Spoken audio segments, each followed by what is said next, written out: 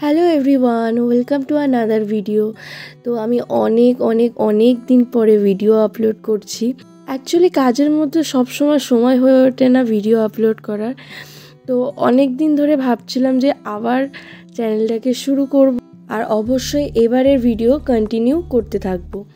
তো যাই হোক, বাড়িতে যাওয়ার ছিল আজকে কালী পুজো উপলক্ষে, তাই মেহেন্দিটা করেছিলাম। দেখো মেহেন্দির কালারটা কিন্তু খুব সুন্দর এসেছে, মানে আমার খুব পছন্দ হয়েছে। আর আমি বাড়ি যাব বলে একদম ব্যাগ নিয়ে রেডি।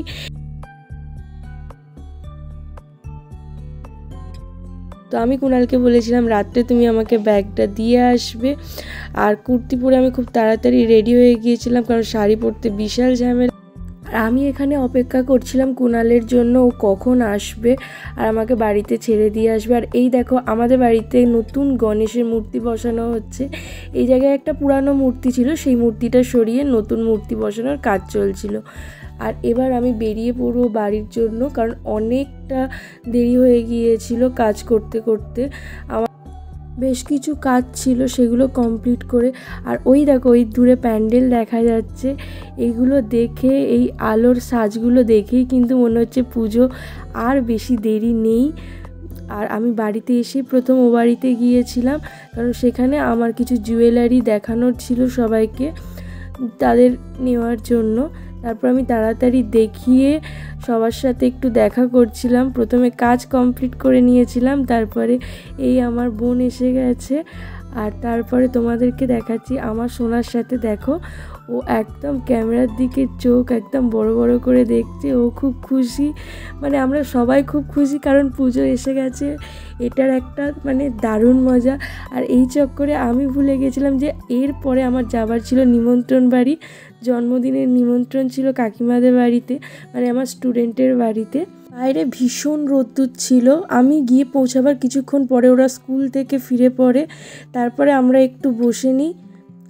আর এই ছিল দুপুরের খাওয়া দাওয়ার আয়োজন। খাওয়া দাওয়া কিন্তু পুরোটাই ছিল নিরামিষ। এটা হচ্ছে সবচেয়ে ভালো ব্যাপার, কারণ কালী পুজোর আগের দিন আমরা কিন্তু নিরামিষই খাই। আর কাকিমা পুরো আয়োজন কিন্তু নিরামিষই করেছিল। আমি রাত পর্যন্ত থাকতে পারিনি, শরীরটা ভালো ছিল না বলে। পরে রাত্রিরে মায়ের সাথে বেরিয়েছিলাম ফুল মালা সন্দেশ কিনতে পরের দিনের পুজোর জন্য, কারণ সেই দিন বেরোলে কিন্তু খুব মুশকিল হয়ে যেত, কারণ বাড়িতে অনেক লোকজন আসার ছিল। তারপর আমরা সবাই মিলে গিয়েছিলাম রাধা মাধবের মন্দিরে, সেটা আমাদের বাড়ির কাছেই ছিল। সেখানে চলছিল শিবরাত্রির পুজো। শিবরাত্রি উপলক্ষে ভোগ খাওয়ানো হচ্ছিল, তো আমরা সবাই ভোগ খেতে গিয়েছিলাম। আর এখানে চলছিল শিবরাত্রির ব্রতকথা। আমরা বেশ কিছুক্ষণ এখানে দাঁড়িয়েছিলাম। আর এই দেখো রাধা মাধবের বিগ্রহ এখানে আছে।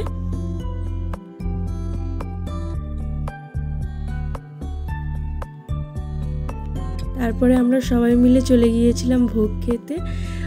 ভোগে খিচুড়ি, ছেঁচড়া, চাটনি, মিষ্টি অনেক কিছু ছিল। তো আমরা সবাই খাওয়া দাওয়া করে বাড়ি ফিরছিলাম।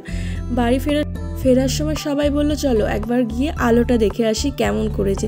ততক্ষণে সব আলো জ্বেলে দিয়েছিল। এবারের আলো কিন্তু অন্যবারের তুলনায় কম হয়েছিল, কিন্তু আমাদের মধ্যে পুজোর জন্য যে এক্সাইটমেন্ট, সেটা এর কাছে কিছুই ছিল না। আমরা কিন্তু বেশ মজা করছিলাম রাত্রিরে।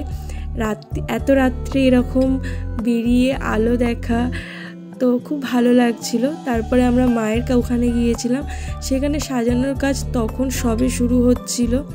তো যাই হোক, তখন আর বেশিক্ষণ সেখানে থাকতে পারিনি, কারণ তাড়াতাড়ি রাত্রিরে বাড়িতে গিয়ে শোয়ারও ছিল। পরের দিন সকালে তাড়াতাড়ি উঠতে হবে। তো চলো আজকের ভিডিও এখানেই শেষ করলাম। ভিডিওটা ভালো লাগলে অবশ্যই সবাই লাইক করে দিও, শেয়ার করে দিও। Thank you.